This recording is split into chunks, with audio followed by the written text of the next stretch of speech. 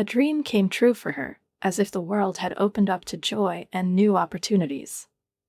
Happiness was reflected in her eyes, and it seemed that every moment of anticipation of the upcoming event was permeated with hopes and plans. However, as conversations about the wedding shifted from general topics to specific details, I began to notice subtle but significant changes in Mia's behavior. What previously seemed to be only friendly interest has turned into perseverance and a desire to control every aspect of our celebration. Mia became more and more decisive and categorical in her judgments, starting from the choice of the wedding venue and ending with the smallest details of the guest list. Even such seemingly personal issues as my outfit suddenly became the object of her close attention and comments. Over time, there was a feeling that she did not just want to make suggestions, but wanted her vision to become dominant. Her views and preferences began to obscure our shared ideas about what this important day should be like for Melvin and me. Melvin was at the center of this growing tension. He seemed to be stuck between a rock and an anvil, trying to please both his mother and me, his fiancée, at the same time. This only complicated an already difficult situation, adding tension to every conversation we had about the upcoming celebration. As the preparations for the wedding gained momentum, the differences with Mia became more obvious and stronger. Their influence was not limited only to organizational issues. They penetrated into our relationship with Melvin, starting to create cracks where understanding and agreement had prevailed before. We started arguing over things that previously seemed insignificant and did not cause conflicts. Ordinary discussions turned into moments full of hidden tension, because each of us was trying to find a compromise between our desires and the expectations imposed by Mia. I quickly realized that if we didn't solve this problem now, it could leave a long-term mark on our relationship and affect our future together. Melvin and I have come to the decision to have a frank and private conversation to discuss our priorities and outline a strategy. We needed to find a way to tactfully but firmly resolve the situation with Mia. I was looking forward to this weekend, seeing it as a great opportunity to get closer to Mia in order to strengthen our relationship and create a warm family bond. At first, everything went like clockwork. The atmosphere was cozy and relaxed. Melvin, smiling, was drinking coffee on the veranda, and I was happy to cook my signature pancakes, a dish that always brought joy to the house. But soon this idol began to crumble when, during the morning breakfast, Mia, with a barely perceptible note of criticism in her voice, made a fleeting but venomous comment. "Oh, I guess you're not too worried about carbohydrates, are you?" Her smile was harmless, but the subtext of those words made me feel uncomfortable, as if there was something sharper and more sarcastic behind the outward friendliness. I tried to brush off this comment, trying not to attach importance to it, but its impact was deeper than I expected. These words, like invisible needles, dug into my confidence, and their echoes haunted me throughout the day. On the same day, when we went to the jewelry store, Mia again touched on the topic of appearance, this time recalling her friend's daughter, who allegedly lost weight specifically for her wedding. Her question to me was, "Aren't you going to do the same?" It sounded like another injection. I felt cold waves of awareness wash over me as, not knowing what to say, I muttered that I was happy with my body. However, Mia didn't seem to share my opinion, and there was a clear judgment in her gaze. The next day, the situation escalated. During our conversation in the kitchen, Mia carefully examined the contents of my cupboards and, as if casually, suggested that I consider making a choice in favor of healthier snacks. Her tone remained the same, friendly and sympathetic, but behind this veil of politeness there was another hint, a hint that my appearance clearly did not match her ideas of what a bride should look like. She warned me that it is better to avoid weight gain before the wedding. With each such comment, I felt like a wall was rising between us. Her constant attention to my weight, her remarks framed in an affectionate form of concern, became more and more unpleasant. It seemed that every comment she made was accompanied by a wide smile, as if she wanted to convince me that all this was being said with the best of intentions. But these words left deep wounds, and I could no longer take them as friendly advice. I felt this contrasting behavior especially acutely When Melvin was around, Mia radiated charm, was affectionate and attentive, like the personification of benevolence. But as soon as he left the room, her tone changed. In his absence, she would again launch subtle attacks, leading me to think that I should adjust to her standards. As a result, I felt myself in two parallel realities, one in which I was surrounded by love and warmth, and the other where I was constantly under the gun of hidden criticism. At first, I was hesitant to discuss what was happening with Melvin, fearing that it might put strain on our relationship. We just got engaged and enjoyed those joyful moments when the world seems filled with light and happiness. I convinced myself that I could handle the situation on my own. After all, I have always been proud of my figure, accepting my shapes as an integral part of my personality. My self-confidence was the result of years of working on self-acceptance, and I tried not to let Mia's comments destroy that confidence. However, with each of her visits, I felt more and more how my patience was gradually running out, and my efforts to remain calm began to fail. Mia managed to become an uninvited shadow that accompanied us in almost every aspect of the wedding preparations. Her advice, endless and unnecessary, constantly interfered with our plans. It was as if she felt that she had to control every step, from choosing flowers for the bouquet to what snacks to serve to the guests. It became increasingly difficult for me to remain calm, because it seemed that my every choice was being subjected to implicit condemnation. It was a particularly difficult day when Mia suddenly called to announce her intention to come once again. I had the feeling that she literally penetrated into every corner of our time, leaving no space for personal decisions. That day, I especially needed solitude. I wanted to focus on choosing a wedding dress so that it would be a moment just for me, without her participation. I politely hinted that I would not be at home, mentioning that I had a dress shopping trip planned. But her reaction was instantaneous and completely unexpected. She expressed genuine excitement and immediately insisted on joining the campaign. I felt cornered. It seemed impolite to refuse her, especially considering her enthusiasm and genuine joy. I had no choice but to agree, although inwardly I was very worried about how the day would develop. When we arrived at the bridal salon, Mia immediately took on the role of an experienced mentor, examining dresses and offering those that seemed appropriate to her. But her choice did not match my desires. She persistently offered models that did not emphasize my personality, did not reflect my style. Every comment, every advice from her was surrounded by an affectionate smile, but under this external politeness there were subtle notes of criticism.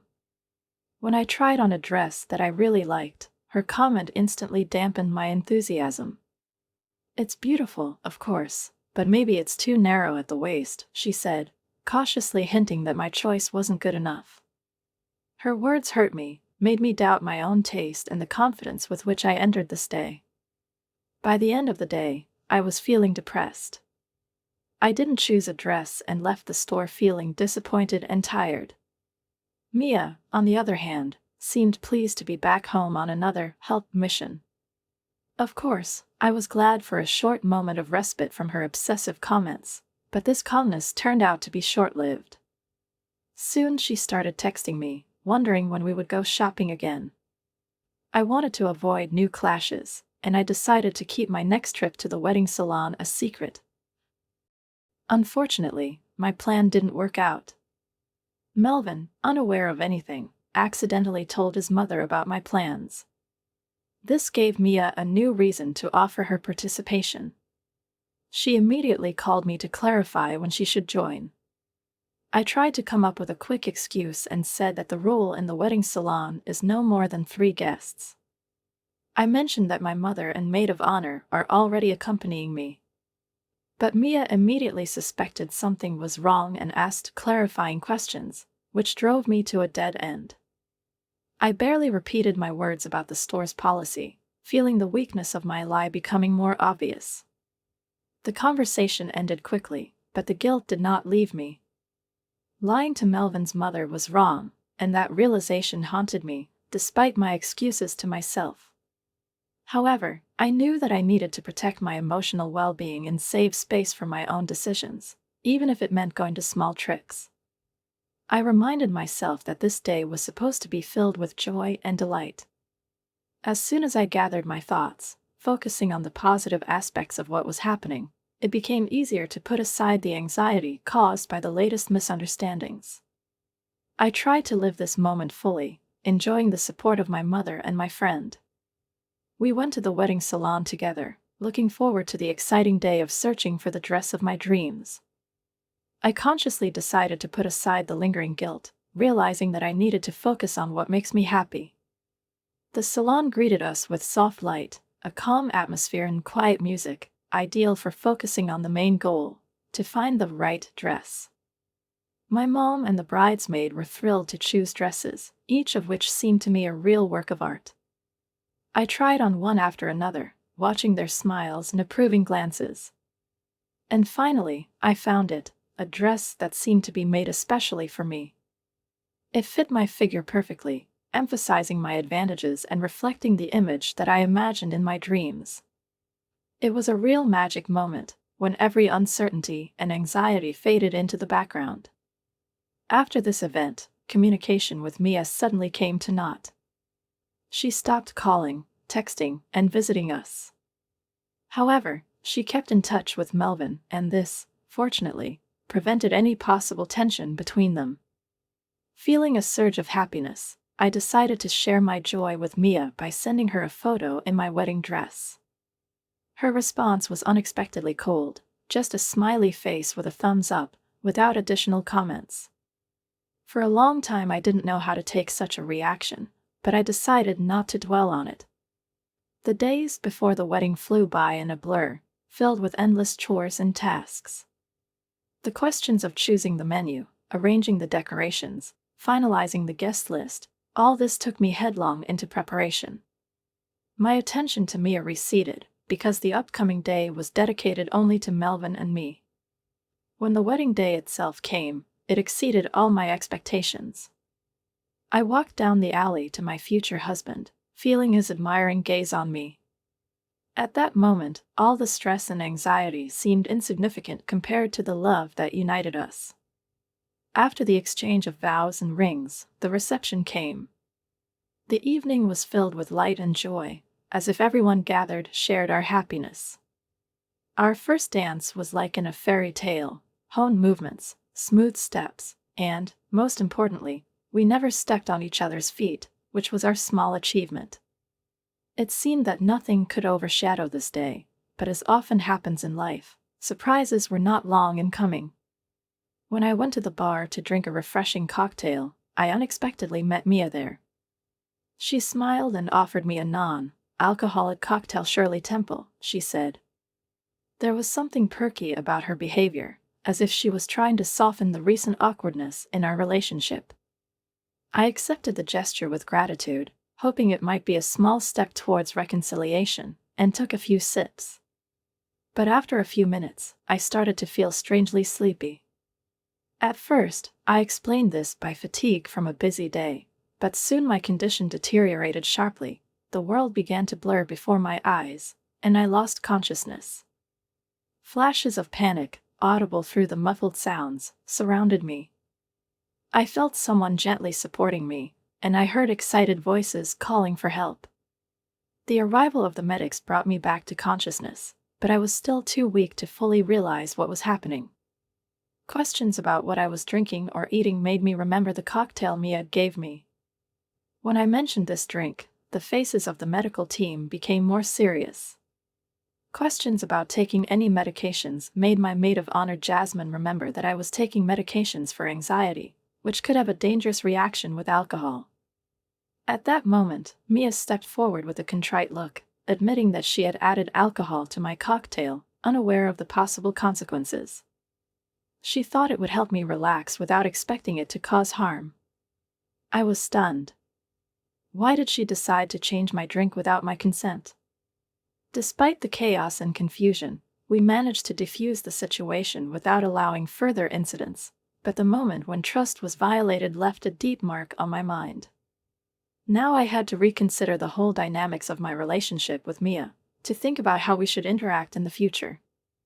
She was a part of our lives, but this act showed that boundaries had been crossed, and it required serious reflection.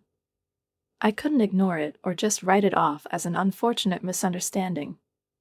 A few minutes before walking down the aisle, my excitement reached a peak. My mind was racing from one thought to another, and I was struggling to stay calm. To pull myself together, I took a small dose of anxiety medication, hoping that it would help me pull myself together and calmly get through this important moment. No one could have imagined that a small dose of medicine combined with a drink offered by Mia would be so dangerous. The doctors explained to me that such a combination could cause a serious reaction of the body, and I was really lucky that the consequences were not so catastrophic. However, even after the medical team left, the tension in the air did not weaken. On the contrary, it grew by the minute. Melvin, stunned and obviously angry, looked at his mother with emotions I had never seen in his eyes before. His voice trembled with indignation as he demanded that she leave the reception immediately. Mia seemed startled by her son's strong reaction. She tried to justify herself by explaining that it was just a misunderstanding, that she didn't mean anything bad. But Melvin couldn't take it easy anymore. His trust was shaken, and despite all his love for his mother, he was adamant. Her departure was inevitable, and with her departure, a heavy, awkward silence gradually settled in the hall. The guests began to feel the tension that hung in the air, and instead of the planned joyful hours, the celebration gradually faded away. People began to leave the hall unnoticed, as if feeling that the holiday was over ahead of time. I was amazed. The reception that we had planned so carefully ended abruptly. Instead of happy memories of our first day as a married couple, bitter disappointment took its place. Back in our hotel room, I felt completely drained. Instead of feeling joy and relief, as it should have been, I was overwhelmed with deep sadness. This was supposed to be one of the happiest days of my life, but now it has been overshadowed. Melvin, despite his distress, tried to comfort me, but I could see that he was not himself. It was difficult for him to deal with the conflict between his love for his mother and what she had done. Mia tried to contact us after the incident. She called and texted both Melvin and me, but we were both too hurt to engage in conversation. We needed time to reflect on what had happened and decide how to move forward. When I returned home after the wedding, I tried to focus on our new life together. I understood that this was a new chapter, and I wanted to put the incident behind me. However, the memories of that day continued to pop up in my memory, overshadowing those moments that could have been purely joyful. I was wondering, what if everything had gone differently? What if I hadn't taken that drink? These thoughts haunted me. Fortunately, our honeymoon was a breath of fresh air. We immersed ourselves in new experiences, enjoyed every moment, and for a while forgot about what happened.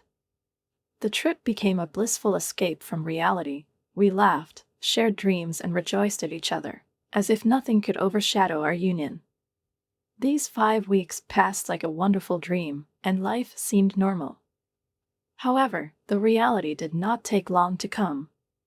When we returned home, everything changed in the blink of an eye. As soon as our car stopped at the house, I noticed a car on the doorstep that I didn't like right away. My heart clenched in my chest. A feeling of anxiety filled my whole being. The police were there, and I immediately realized that an unpleasant conversation was coming.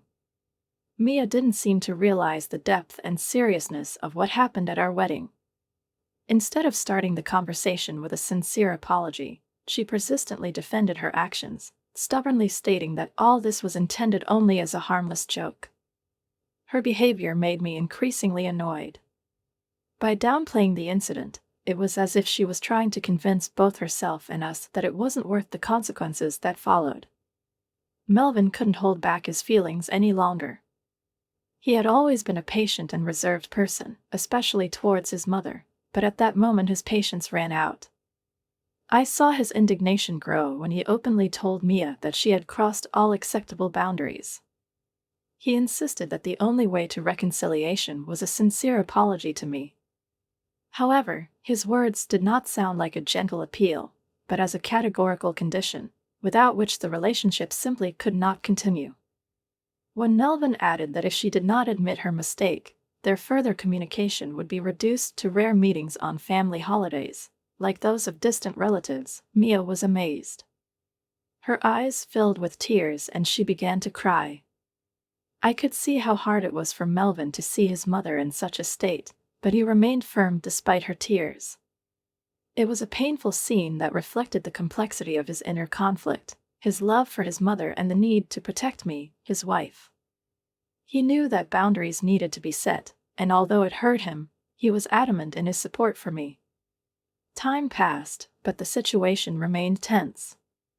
Mia hardly spoke to us, but one day, quite unexpectedly, she appeared near my office. When I saw her through the window, I immediately felt anxious, fearing that this might lead to a public scene. To avoid conflict within the walls of the workspace, I agreed to meet her in a small cafe opposite the office. As soon as we sat down, she immediately burst into tears. Her condition attracted the gazes of other visitors, which added to the awkwardness of both me and, it seems, herself. Mia began to vent her despair, saying that Melvin was no longer answering her calls and texts, that he had literally cut her off from his life. She begged me to intervene, asked me to help restore their relationship, to return everything as it was. There was obvious pain in her words, but something important was still missing: an understanding of the seriousness of her action. She continued to avoid apologizing for what happened at the wedding, as if she refused to admit that her actions had really caused harm. I patiently explained to her that her attempts to justify her actions instead of taking responsibility only made the situation worse. Instead of making unexpected visits and creating awkward situations in public places, she should have thought more deeply about how her behavior affected our lives. I reminded her that she had ruined one of the most important days of my life. Her expectation that I would simply ignore this fact and stand up for her in front of Melvin was not only unjustified, but also unfair. Mia tried to defend herself, repeating again that she didn't mean any harm, and that she was sorry that I reacted so strongly. However, her words lacked real sincerity. It seemed that she was missing the most important point: the consequences of her actions.